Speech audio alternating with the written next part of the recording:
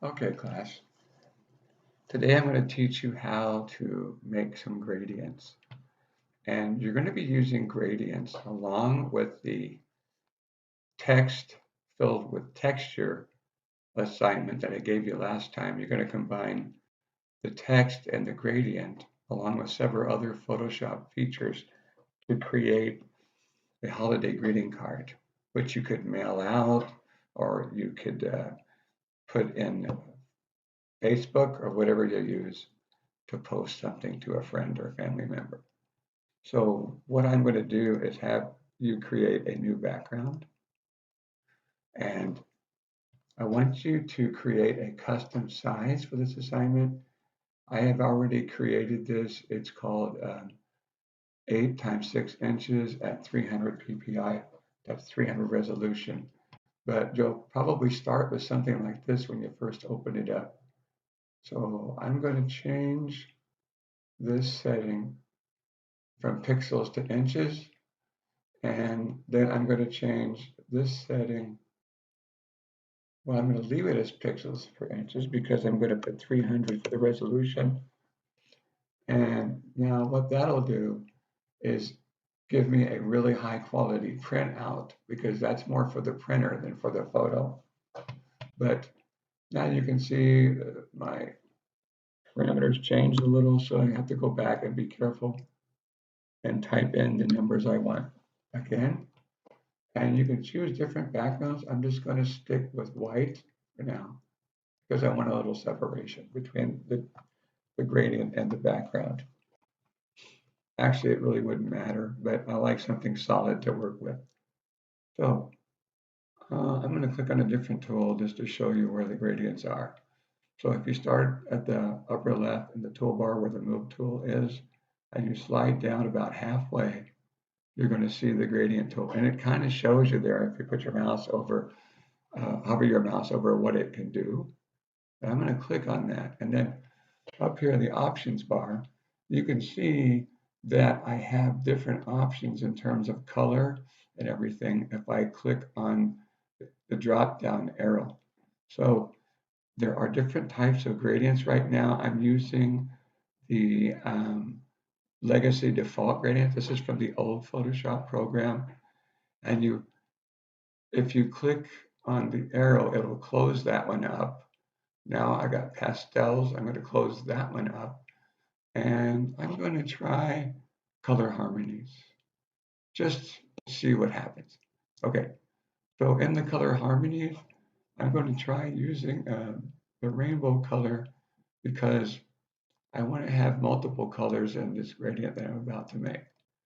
So I'm going to click on the screen. Now I can start here with the default setting, which is linear gradient, and I can just drag my mouse just about anywhere on the page in different directions, different distances, and you can go from basically from the center out and so forth. Okay, so what I want to do is create a gradient that has a lot of color in it. Now, before I continue with that, I want to show you one of the options that you have. But first, I want to save this. I'm going to save this as, and that's not where it's going to go. I'm going to put it on desktop, Photoshop files for teaching. I believe I called that Photoshop documents for learning. And I'm going to call it gradient one. Right. Now I'm going to click save. And okay. Now at that point, you have one finished. But I want to show you some different options here. You could also do the other shapes, like this is the other styles. Oops. Linear, this is radial. Okay, so in radial, if you start from the center, let's say, and go out, you can get something like this. It reminds me of the old Tide box on the detergent mom used to buy at the store. So you could go that way. You could try the linear type gradient and get interesting effects like this. Again, it depends upon where you go, what you're going to get. You could try the reflection or the reflect gradient. I'm going to try a different angle here. So that's going to give you diagonals. And then you have the star gradient, where you could start in the middle and create an effect like this. I believe it's called star. Let me try to hover over that. Diamond, my bad. Of course, diamond. I see now. Woof. Okay, so you do different things with that. I'm just going to go up into the corner here and try again. Now, how do I know if it's the middle? I have 2400 right here. I go to 1200, and I'm going to go down to approximately the middle. You could also read this, the sizes over here, but I'm going to go to 1200 and just start in the middle and go up to the corner. Okay, now you could use this as a second gradient, but you also might want to do different colors. I would suggest experimenting with the different colors. But something else you can do when you create a gradient is do this. Image, adjustments, use saturation. I believe I demonstrated this for you a little bit at the beginning of the year. And you can change the gradient effect by just doing that slider. See how it changes the colors. If you go the opposite way, you get the same effect. So that's something that you can try as well. Although I don't like what it's doing to this one. So anyway, I'm going to just switch to another gradient. Let me see what we have in color harmonies too. Okay, I'm going to try this one. And I think I'm going to try, as you guys notice I always go from the upper left, just a habit. Okay, so I kind of got this in the rule of thirds. You could intensify this by playing around with image adjustments, vibrance, and use saturation. Okay, so you can do different editing techniques on here. And then I'm just going to stop right here and say this for the sake of time as gradient 2.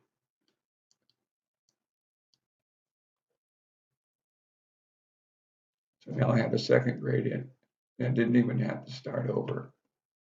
Okay, now I'm going to do a third one. I want you to try 3 different versions to play around, and each one has to use different colors. So don't you just be using rainbows on all of them. So that's special effects. I don't want to mess with that. I've tried that before. It didn't work well. What I'm looking for here is just a little more color, just for demonstration purposes. The pastels are one of my some of my favorites. Metals are pretty intense looking.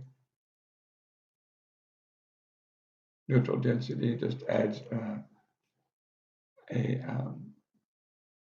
medium grading to an image.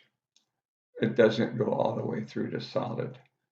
Okay, unless you make it that way, and I believe you can. So let me go up to basics again. Oh, I don't want to go there. But you can see that you can just explore and do what you want to do with this stuff. Let me look at neutral density. Yeah, that's just going to create, like, that will create a kind of a fade, which you could use to darken your sky and leave your foreground brighter. So, wait.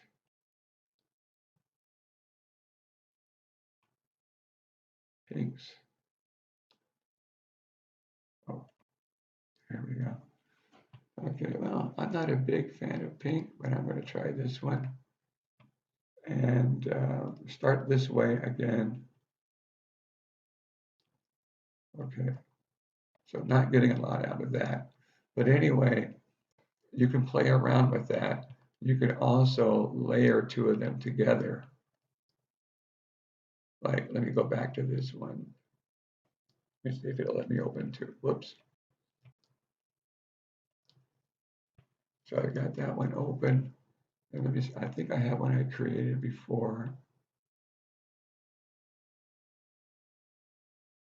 All right, I think I saved right over it.